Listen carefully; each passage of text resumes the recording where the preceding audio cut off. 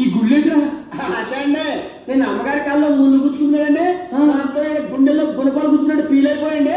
ఇక మీదగా అమ్మగారి కాల్లో ముళ్ళు గుచ్చుకోకూడదని, ఈ ఊళ్ళో ముళ్ళ చెట్టు పెరగకూడదని ఒకేసారి వెళ్ళిపోయి నున్నగా చెక్కించేసుకుని వచ్చారండి.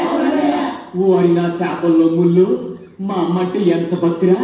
ఇవాళ నుంచి నాకు మీరంతా కరెక్ట్.